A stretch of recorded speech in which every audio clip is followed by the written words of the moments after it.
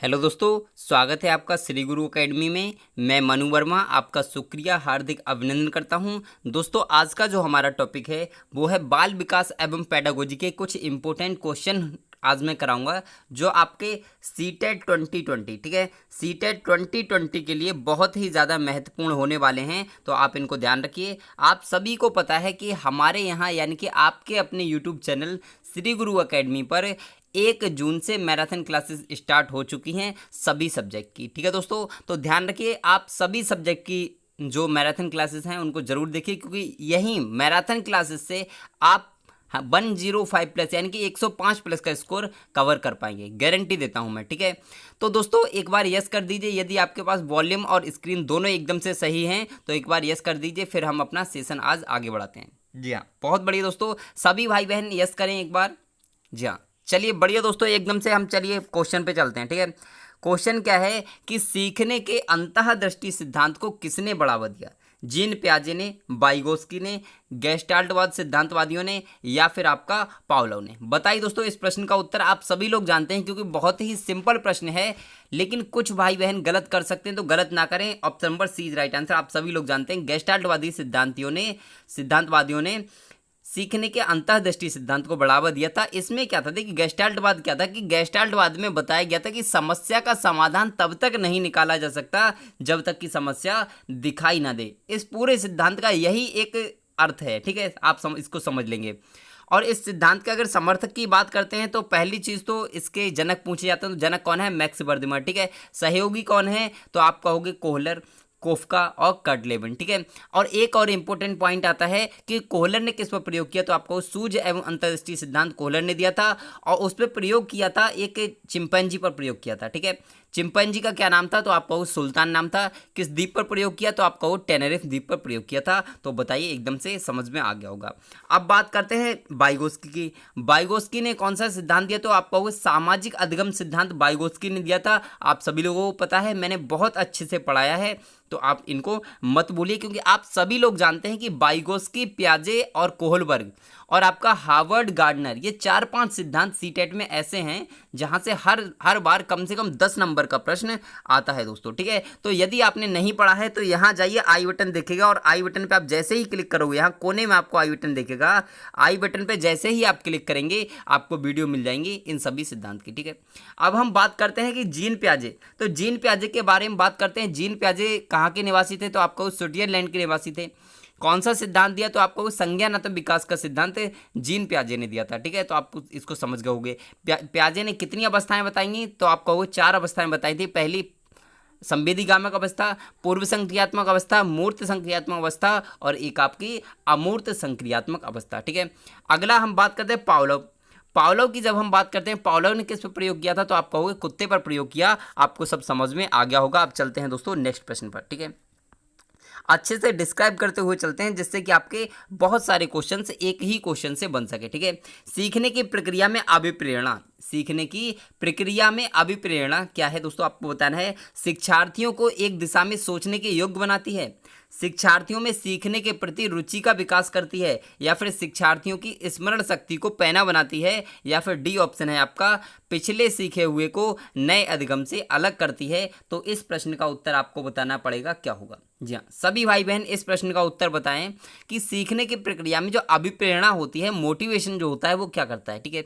तो यही मैं कहता हूं कि सीखने के लिए मोटिवेशन बहुत ज़रूरी है दोस्तों। तो हमेशा मोटिवेट करते रहना चाहिए और खुद भी मोटिवेट ही रहना चाहिए, ठीक है। तो बात करते हैं इस प्रश्न की, शिक्षार्थियों को एक ही दिशा में सोचने योग्य बनाती है। गलत। चारों दिशाओं, मतलब सभी दिशाओं में, सभी क्षेत्रों में सोचने के योग्य बनाती है, बिल्कुल सही होगा, लेकिन ये आपका गलत हो जाएगा, ठीक है। शिक्षार्थियों में सीखने के प्रति रुचि का विकास करती है, बिल्कुल सही है दोस्तों। इंटरेस्ट बढ़ाती है, जो अभिप्रेरणा होती है इंटरेस्ट बढ़ाती है, आपका एकदम से राइट आंसर हो जाएगा। स्मरण शक्ति से इसका कोई तात्पर्य नहीं है और अलग करने का कुछ भी नहीं है, ऐसा ऑप्शन नंबर 20 राइट आंसर। चलते हैं नेक्स्ट प्रश्न पर, और हमारा नेक्स्ट प्रश्न है, निम्नलिखित में से कौन सा बुद्धिमान बच्चे का लक्षण नहीं है दोस्तों? यह आपको बताना है। वह जो अमूर्त रूप से सोचता रहता है, वह जो नए परिवेश में स्वयं को समायोजित कर सकता है, वह जो लंबे निबंधों को बहुत जल्दी रटने की क्षमता रखता है, या फिर वह जो प्रवाहपूर्ण एवं उचित तरीके से संप्रेषण करने की क्षमता रखता है। दोस्तों आपको बताना है कि बुद्धिमान बच्चे का लक्षण नहीं है। देखिए जहां पर आपको नहीं दिखेगा ना, वहां पर आप पहले ही अंडरलाइन कर लीजिए। ये एक अपने भाई की मनु वर्मा की एक रिक्वेस्ट समझ लीजिए, क्योंकि मैं नहीं चाहता आपका कोई भी प्रश्न गलत हो। ठीक है, तो बताइए इस प्रश्न का उत्तर क्या होगा। तो आप सभी लोग जानते हैं, यदि मैं आपसे कहता हूं वह जो अमूर्त रूप से सोचता है, बिल्कुल बुद्धिमान जो बच्चा होता है, इंटेलिजेंट होता है, अमूर्त रूप से सोचता है, जो चीजें उसको नहीं दिखती उनके बारे में भी सोचता है, विचार करता है। ठीक है, वह जो नए परिवेश में स्वयं को समायोजित कर लेता है, बिल्कुल सही है, आप सभी लोग जानते हैं। लेकिन रटंत विद्या नहीं है दोस्तों, और यही आपका राइट आंसर हो जाएगा। क्यों दोस्तों? क्योंकि इसमें पूछा गया है जो नहीं है वो आपको बताना है। यह भी है, आपके तीनों है, लेकिन आपका ऑप्शन नंबर सी नहीं है। Option number C is right answer. ठीक है, चलते हैं नेक्स्ट प्रश्न पर, और हमारा नेक्स्ट प्रश्न है निम्नलिखित में से कौन सा सीखने का क्षेत्र है, यह आपको बताना है। भावात्मक, आध्यात्मिक, व्यावसायिक या फिर आनुभविक। तो आपको बताना है कि निम्नलिखित में से कौन सा सीखने का क्षेत्र है दोस्तों। जी हाँ, बताइए दोस्तों इस प्रश्न का उत्तर क्या हो सकता है। सीखने का क्षेत्र बताना है, भावात्मक, आध्यात्मिक, व्यावसायिक या फिर अनुभविक। तो आप सभी लोग जानते हैं, कुछ भाई बहन गलत कर रहे हैं, कुछ सही भी कर रहे हैं, तो ध्यान रखिए इस प्रश्न का जो उत्तर होगा क्या हो जाएगा, आध्यात्मिक हो जाएगा, गलत हो जाएगा। भावात्मक भी नहीं होगा, व्यावसायिक भी नहीं होगा, option number D is right answer. अनुभविक होता है। ठीक है, जब हम सीखते हैं तो अनुभव के आधार पर सीखते हैं। ठीक है, एकदम से option number D is right answer. आप सभी लोगों को समझ में आ गया होगा। चलते हैं नेक्स्ट प्रश्न पर, और हमारा नेक्स्ट प्रश्न है जब बच्चा कार्य करते हुए ऊबने लगता है तो यह इस बात का संकेत है कि बच्चा बुद्धिमान नहीं है। देखिए, क्या आप नहीं ऊबते हैं क्या? मैं आपसे पूछता हूं, आप किसी काम को करते हुए नहीं ऊबते? तो आप भी ऊब जाते हैं, ठीक है ना, आप भी ऊब जाते हैं काम को करते करते, तो ये तो नहीं होगा। इसमें बुद्धिमान और मूर्ख ऐसी कोई बात ही नहीं है, आप सभी लोग समझते हैं इसके लिए। ठीक है, बच्चे में सीखने की योग्यता नहीं है। अरे भाई, मैंने आपसे क्या कहा, आप भी उब जाते हो, तो आप इसका मतलब ये थोड़ी ना है कि आप में योग्यता नहीं है। ठीक है, योग्यता है। कभी कभी ऐसा होता है कि आप उब जाते हैं, क्यों उबते हैं अभी हम देखेंगे। बच्चे को अनुशासित करने की जरूरत है, ये भी आपका नेगेटिव पॉइंट है, गलत है। संभवतः कार्य यांत्रिक रूप से बार बार हो रहा है, आपको एक ही चीज बार बार, आपको मैं एक काम करूं, जो प्रश्न मैं कराता हूं रोज वही प्रश्न कराऊं, बार बार वही प्रश्न कराऊं, तो आप उन प्रश्नों से ऊब जाएंगे, कल से आप वीडियो देखने बिल्कुल भी नहीं आएंगे। तो यही तो है दोस्तों, option number D is right answer, एकदम से सही हो जाएगा। चलते हैं नेक्स्ट प्रश्न पर, और हमारा नेक्स्ट प्रश्न है निम्नलिखित में से कौन सी समस्या समाधान की वैज्ञानिक पद्धति का पहला चरण है दोस्तों, यह आपको बताना है। समस्या के प्रति जागरूकता, प्रासंगिक जानकारी को एकत्र करना, प्राक्कलन का निर्माण करना या फिर प्राक्कलन का परीक्षण करना। दोस्तों बताइए इस प्रश्न का उत्तर क्या हो सकता है। जी हाँ, सभी भाई बहन कमेंट करें इस प्रश्न का उत्तर क्या हो सकता है। जी हाँ, तो ध्यान रखिए दोस्तों, अगर इस प्रश्न के उत्तर की बात करें तो आप सभी लोग जानते हैं कि समस्या समाधान की जो वैज्ञानिक पद्धति है उसका प्रथम जो चरण होता है वो होता है समस्या के प्रति जागरूकता। हमें जो समस्या दिखाई दे रही है हम उसके प्रति कितना जागरूक हैं उसके बारे में जानने के लिए, उसको सॉल्व करने के लिए, यही उसका पहला चरण होता है। आप इसको ध्यान रखेंगे। ठीक है, अब चलते हैं नेक्स्ट प्रश्न पर, और हमारा नेक्स्ट प्रश्न है प्रतिभाशाली विद्यार्थी बताना है अपने निर्णयों में आत्मनिर्भर होते हैं, शिक्षकों से स्वतंत्र होते हैं, स्वभाव में अंतर्मुखी होते हैं, या फिर अपनी आवश्यकताओं को दृढ़ता पूर्वक नहीं कह पाते। आपको बताना है कि प्रतिभाशाली विद्यार्थी की विशेषता आपको बताना है। या सभी भाई बहन कमेंट करें। मैं आपको ज़्यादा समय नहीं देने वाला, क्योंकि ज़्यादा समय देने से आपका भी टाइम वेस्ट होगा, मेरा भी टाइम वेस्ट होगा, क्योंकि हमें इस तरह से कार्य करना है कि अपने समय को ध्यान रखते हुए बिल्कुल अच्छे तरीके से कार्य करना है, क्योंकि आपके पास समय बहुत कम बचा हुआ है दोस्तों। ठीक है, तो बताइए इस प्रश्न का उत्तर क्या होगा। तो प्रतिभाशाली विद्यार्थी शिक्षकों से स्वतंत्र होते हैं, गलत हो जाएगा। स्वभाव में जरूरी नहीं है कि अंतर्मुखी हों, ये भी जरूरी नहीं कि बाह्यमुखी हों, वो चाहे अंतर्मुखी भी हो सकते हैं, बहिर्मुखी भी हो सकते हैं। ठीक है, अपनी आवश्यकताओं को दृढ़ता पूर्वक नहीं कह पाते, ऐसा दोस्तों गलत है। Option number first is right answer, यानी कि आपके अपने निर्णयों में आत्मनिर्भर होते हैं, अपने कार्यों को अपने आप से कर सकते हैं। ठीक है, एकदम से सही हो जाएगा। चलते हैं नेक्स्ट प्रश्न पर, और हमारा नेक्स्ट प्रश्न है आंशिक पुनर्बलन क्या है ये आपको बताना है। सतत पुनर्बलन की अपेक्षा अधिक प्रभावी होता है।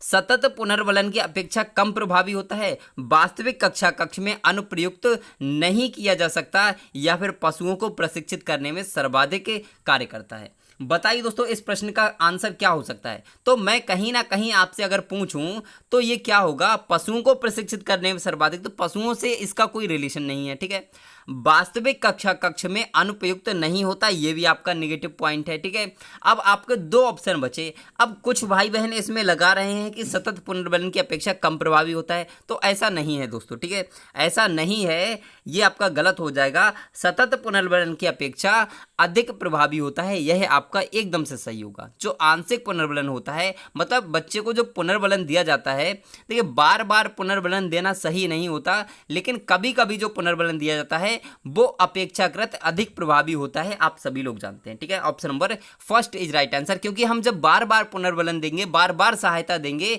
तो क्या होगा, एकदम से आलसी हो जाएगा बच्चा। ठीक है, आप समझ गए होंगे। चलते हैं नेक्स्ट प्रश्न पर, और हमारा आज का नेक्स्ट प्रश्न है, शारीरिक रूप से अक्षम बच्चों को सामान्यतः क्या होता है दोस्तों। डिस्ग्राफिया होता है, डिस्थीमिया होता है, डिस्कैल्कुलिया होता है, या आपका डिसलेक्सिया होता है। बताइए इस प्रश्न का उत्तर क्या हो सकता है दोस्तों।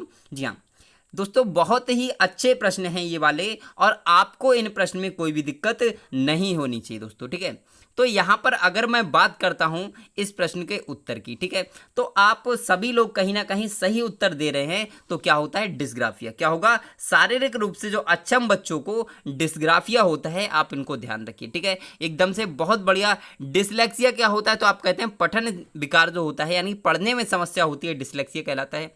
डिसकैलकुलिया क्या होता है, तो कैलकुलेटर क्या काम करता है, गणित का काम करता है, तो आप सभी लोग जानते हैं गणित में जब समस्या होगी तो डिसकैलकुलिया। ठीक है, डिस्थीमिया क्या होता है, तो अंगों का विकार अंगों में भ्रम हो जाता है। ठीक है, तो आप इसको ध्यान रखेंगे। यदि आपको ट्रिक के माध्यम से पढ़ना है तो आप इधर जाइए आई बटन पर, आपको ट्रिक के माध्यम से आप 5 मिनट में सारे जितने भी ये होते हैं इन सबको कवर कर सकते हैं, बहुत ही सिंपल तरीके से, लाइफ में कभी नहीं भूलेंगे। ठीक है, चलते हैं अगले प्रश्न पर, और हमारा अगला प्रश्न है, एक शिक्षक को, जी हाँ थोड़ा सा छोटा करते हैं स्लाइड के लिए, एक शिक्षक को व्याख्यान पर अधिक ध्यान देना चाहिए और ज्ञान के लिए आधार उपलब्ध कराना चाहिए।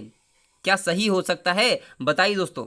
जी हाँ, अगला है, विद्यार्थियों द्वारा की गई त्रुटियों को एक भयंकर भूल के रूप में लेना चाहिए और प्रत्येक त्रुटि के लिए गंभीर टिप्पणी देना चाहिए। ये एकदम से गलत है, क्योंकि बच्चा अगर गलती करता है तो गलती क्या होती है, सीखने का ही एक प्रारूप होता है, क्योंकि बच्चा जब गलती करेगा तभी सीखेगा। ठीक है, तो ये गलत हो जाएगा। शिक्षार्थी कितनी बार गलती करने से बचता है, इसे सफलता के मार्ग के माप के रूप में लेना चाहिए, गलत हो जाएगा दोस्तों। ठीक है, गलती करने से बचता है, देखिए गलती करने से बचना नहीं है, गलती हो रही है कोई दिक्कत नहीं है।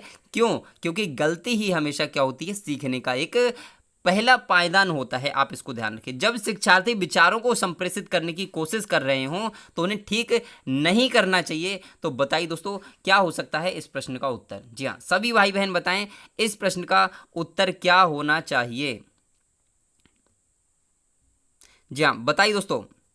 तो यहाँ पर ध्यान रखिए, आपका अगर मैं उत्तर की बात करूँ तो यहाँ पर थोड़ा सा मिस हो गया, यहाँ पर नहीं होगा, क्योंकि व्याख्यान पर अधिक ध्यान देना चाहिए और ज्ञान के लिए आधार उपलब्ध कराना चाहिए। अगर देखिए मैं आपको बताता हूँ, ठीक है, यदि यहाँ पर इस प्रश्न में अगर हम यहाँ पर नहीं लगा हुआ है तो आपका यही सही हो जाएगा। ठीक है, ये आपका राइट आंसर होगा एकदम से, ऑप्शन नंबर फर्स्ट ही राइट आंसर। ठीक है, लेकिन यदि यहाँ पर लिखा होता ये नहीं लगा होता तो क्या करते, तो आपका राइट आंसर ये होता। तो ध्यान रखना है, अभी तो आपका right answer option number D first है, लेकिन यदि यहाँ पर सेम क्वेश्चन होता, ठीक है, लेकिन यहाँ पर अगर नहीं होता तो आप क्या करते, ऑप्शन नंबर डी को लगाते। इसको आप ध्यान रखिए। चलते हैं अगले प्रश्न पर, और हमारा अगला प्रश्न है दोस्तों, जी हाँ स्लाइड को बहुत छोटा करना पड़ेगा क्योंकि प्रश्न काफ़ी लेंथी है। ठीक है, तो पहले प्रश्न को पढ़ लेते हैं, उसके बाद ऑप्शंस को देख लेंगे। जी हाँ, अब बताइए कि रस्मी परीक्षा में A+ ग्रेड प्राप्त करने के लिए अति इच्छुक है। जब वह परीक्षा भवन में दाखिल होती है तथा परीक्षा प्रारंभ होती है तो वह अत्यधिक नर्वस हो जाती है, उसके पांव ठंडे पड़ जाते हैं, उसके हृदय की धड़कन बहुत तेज हो जाती है और वह उचित तरीके से उत्तर नहीं दे पाती। इसका मुख्य कारण क्या हो सकता है यह आपको बताना है। ठीक है, इस प्रश्न को मोस्ट इंपोर्टेंट लगा लीजिए। यह प्रश्न कई बार आ चुका है और अगली बार भी आने की संभावना है, यानी कि सीटेट 2020 में भी आने की पूर्ण संभावना है। दोस्तों अब यहाँ पर बात करते हैं इस प्रश्न के ऑप्शंस की, तो आप ऑप्शन देख सकते हैं। ठीक है जी हाँ, शायद वह अकस्मात संवेगात्मक आवेग का सामना नहीं कर सकती, शायद वह अपनी तैयारी के बारे में आत्मविश्वासी नहीं है, शायद वह इस परीक्षा के परिणाम के बारे में बहुत अधिक सोचती है, या फिर निरीक्षक शिक्षिका जो ड्यूटी पर है वह उसकी कक्षा अध्यापिका हो सकती है और वह स्वभाव में बहुत कठोर हो, तो यह भी आपका कारण हो सकता है। तो बताइए इस प्रश्न का उत्तर क्या होगा। मैंने आपको पूरा प्रश्न एक ही बार में लगा दिया। ठीक है दोस्तों, बताइए इस प्रश्न का उत्तर क्या होगा। जी हाँ बताइए।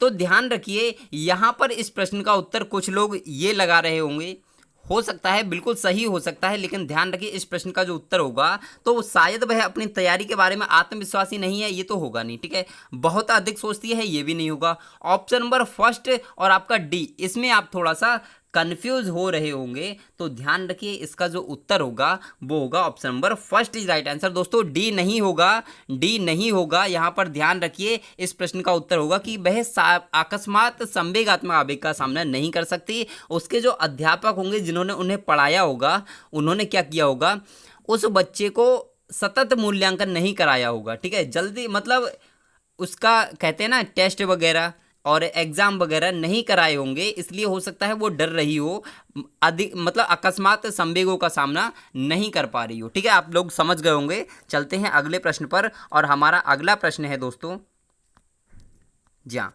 प्रश्न आप देख सकते हैं यहाँ पर।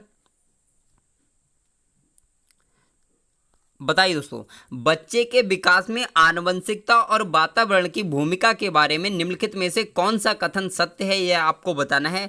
आनुवंशिकता और वातावरण दोनों बच्चे के विकास में 50-50% योगदान देते हैं।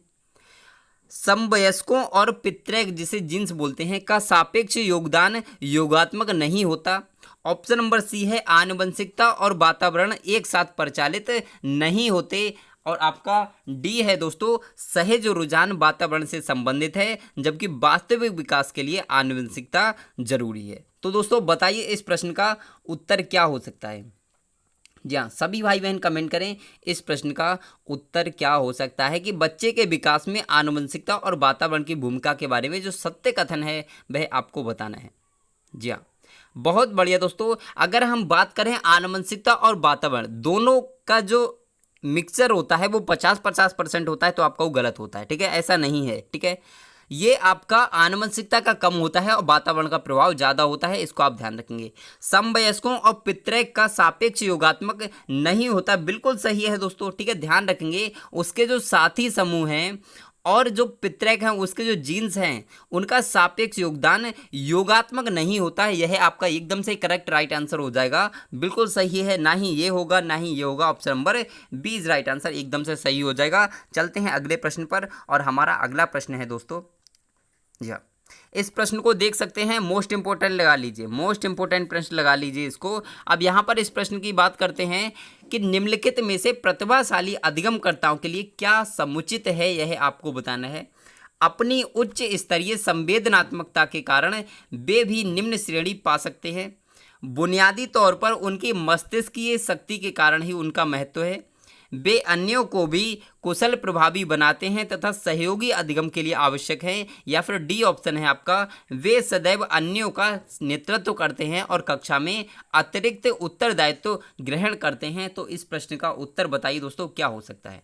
प्रतिभाशाली अधिगमकर्ताओं के लिए क्या एकदम से बढ़िया है। ठीक है, जी हाँ बताइए। अपनी उच्च स्तरीय संवेदनात्मकता के कारण वे भी निम्न श्रेणी पा सकते हैं, बिल्कुल सही है दोस्तों, हो सकता है, लेकिन इसको इससे भी मोस्ट सुटेबल आंसर मिल सकता है। तो पहले सभी ऑप्शंस को देखना बहुत जरूरी होता है दोस्तों, आप भी सभी ऑप्शंस को जरूर देखा करिए। ठीक है, बुनियादी तौर पर उनके मस्तिष्क की शक्ति के कारण ही उनका महत्व है, ऐसा नहीं है। मस्तिष्क की शक्ति के कारण उनका महत्व नहीं है। शक्ति जो है उनकी, अगर मस्तिष्क से वो सोचना कम कर दें तो उनका क्या होगा, सब कुछ खत्म। ध्यान रखिए ऐसा नहीं है। वे अन्यों को भी कुशल प्रभावी बनाते हैं तथा सहयोगी अधिगम के लिए आवश्यक हैं, गलत है दोस्तों, ऐसा नहीं है।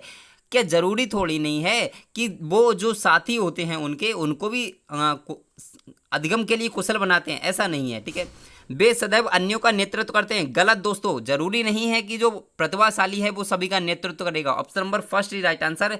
वे अपनी उच्च स्तरीय संवेदनात्मकता के कारण वे भी निम्न श्रेणी पा सकते हैं, बिल्कुल सही है। अगर वो मेहनत नहीं करेंगे, अच्छे से तैयारी नहीं करेंगे, तो वो भी क्या होंगे, निम्न श्रेणी में आ जाएंगे। बिल्कुल option number first is right answer, एकदम से सही होगा।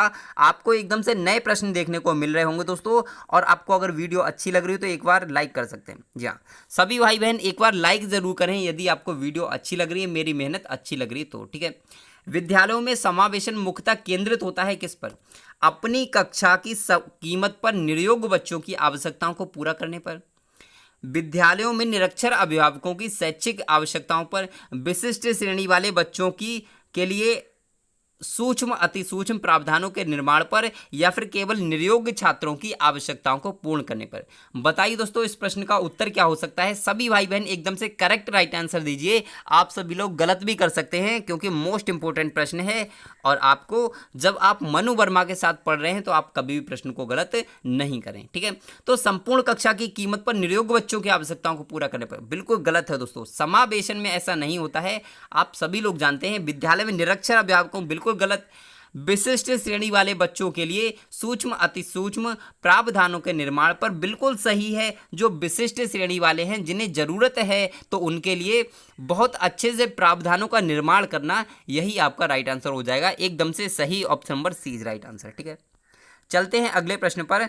परीक्षा में तनाव निष्पत्ति को प्रभावित करता है, यह तथ्य निम्नलिखित में से किस प्रकार के संबंध को स्पष्ट करता है, यह आपको बताना है। निष्पत्ति चिंता, संज्ञान प्रतियोगिता, संज्ञान भावना, तनाव विलोपन। बताइए इस प्रश्न का उत्तर क्या होगा? कहीं ना कहीं आप सभी लोग गलत भी कर सकते हैं, तो ध्यान रखिए इस प्रश्न का उत्तर क्या होगा। जी हाँ, सभी भाई बहन ध्यान रखिए इस प्रश्न का उत्तर क्या हो सकता है, बताएं। जी हाँ, बताएं दोस्तों इस प्रश्न का उत्तर क्या हो सकता है? कहीं ना कहीं आप लोग गलत करेंगे, और मोस्ट इंपोर्टेंट प्रश्न है, बहुत नया प्रश्न है जो आपको देखने को मिला होगा। तो इस प्रश्न का जो उत्तर होगा option number C is right answer. Option number C is right answer. संज्ञान और भावना इस प्रश्न का एकदम से करेक्ट आंसर हो जाएगा। यदि आपने गलत किया है तो ध्यान रखिए अगली बार से यह प्रश्न गलत ना हो। परीक्षा में तनाव निष्पत्ति को प्रभावित करता है, यह तथ्य निम्नलिखित में से संज्ञान और भावना संबंध को स्पष्ट करता है, इसको आप ध्यान रखेंगे। एकदम से option number C is right answer. आपको समझ में आया होगा, और समझ में आ गया तो एक बार लाइक जरूर करें, ठीक है।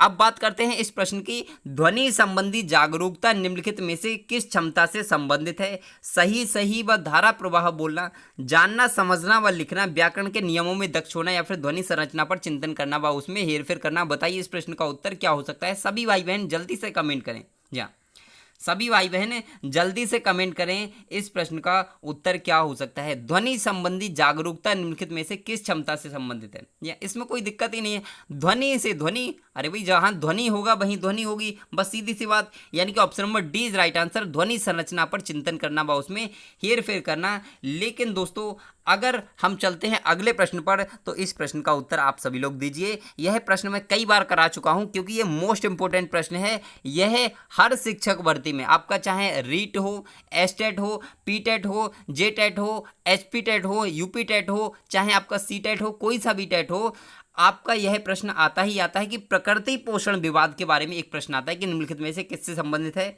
व्यवहार एवं वातावरण से, वातावरण एवं जीव विज्ञान से, वातावरण एवं पालन पोषण से, आनुवंशिकता एवं वातावरण से। इस प्रश्न का उत्तर आप सभी लोग बताएं कि यह क्या है, कि प्रकृति पोषण विवाद किससे संबंधित है। जी हाँ, सभी भाई बहन कमेंट करें प्रकृति पोषण विवाद किससे संबंधित है। तो नहीं पता तो ध्यान रखिए दोस्तों, यह जो है आपका आनुवंशिकता एवं वातावरण से संबंधित है। प्रकृति पोषण विवाद एकदम से आपका करेक्ट आंसर है दोस्तों, ठीक है। ध्यान रखेंगे इस प्रश्न के लिए। चलते हैं अगले प्रश्न पर, और हमारा अगला प्रश्न है दोस्तों।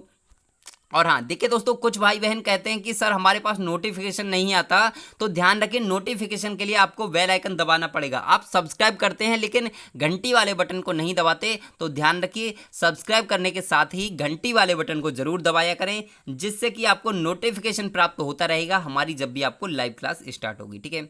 चलते हैं कि मानव विकास क्या है दोस्तों, ये आपको बताना है। गुणात्मक है, कुछ सीमा तक अमापनीय है, मात्रात्मक और गुणात्मक दोनों है, या फिर मात्रात्मक है। तो बताइए इस प्रश्न का उत्तर क्या हो सकता है। जी हाँ, सभी भाई बहन कमेंट करें इस प्रश्न का उत्तर क्या हो सकता है।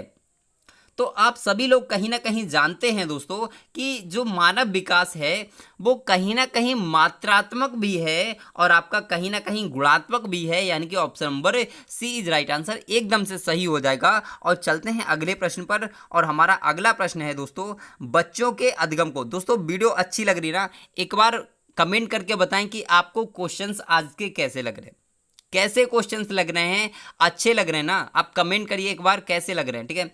बच्चों के अधिगम को सुगम बनाने के लिए अध्यापकों को एक अच्छे कक्षाई परिवेश का सृजन करने की आवश्यकता होती है।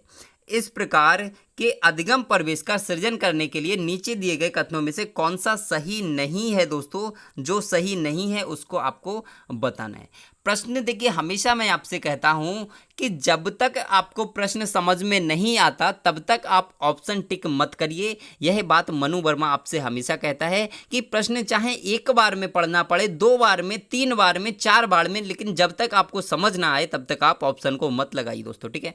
तो इस प्रश्न को अच्छे से पढ़िए कि बच्चों के अधिगम को सुगम बनाने के लिए अध्यापकों को एक अच्छे कक्षाई परिवेश का सृजन करने की आवश्यकता होती है।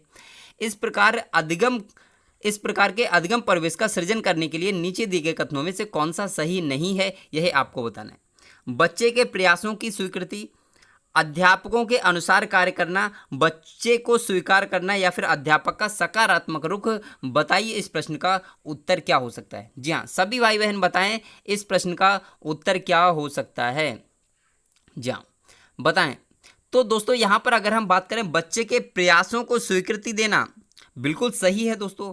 अध्यापकों के अनुसार कार्य करना, तो आप सभी लोग जानते हैं अध्यापक के अनुसार कार्य नहीं करना है, सारे कार्य देखिए करना है, हालांकि ये भी सही है, लेकिन बिल्कुल इसमें क्या बोला कि अध्यापकों के अनुसार ही कार्य करना है, ये गलत हो जाएगा। अगर इसमें लिखा होता कि अध्यापकों के अनुसार कुछ कार्य करना तो सही होता, ठीक है। बच्चे को स्वीकार करना बिल्कुल सही है। अध्यापक का सकारात्मक रुख बिल्कुल सही है। ऑप्शन नंबर 20 राइट आंसर, क्योंकि इसमें पूछा है नहीं, और यह आपका नहीं होगा। चलते हैं अगले प्रश्न पर। और दोस्तों चैनल को सब्सक्राइब जरूर करें, चैनल को सब्सक्राइब जरूर करें यदि आपको वीडियो पसंद आ रही हो तो, ठीक है, क्योंकि आप मेरी मेहनत को देख सकते हैं। यदि आप सीटेट 2020 में 105+ स्कोर करना चाहते हैं गारंटेड, तो आप चैनल को सब्सक्राइब कर सकते हैं, ठीक है। लेकिन यदि आपको वाकई में अच्छा लगता है वीडियो तो, ठीक है। अब हम बात करते हैं लड़कों एवं लड़कियों के विषय में। कुछ कथन नीचे दिए गए हैं, आपके अनुसार इनमें से कौन सा सही है, यह आपको बताना है, ठीक है। जी हाँ, बताइए इस प्रश्न का उत्तर क्या हो सकता है। मोस्ट इंपोर्टेंट प्रश्न है, और इस प्रश्न को कुछ भाई बहन गलत भी कर सकते हैं, तो ध्यान रखिए गलत नहीं करना है दोस्तों, ठीक है।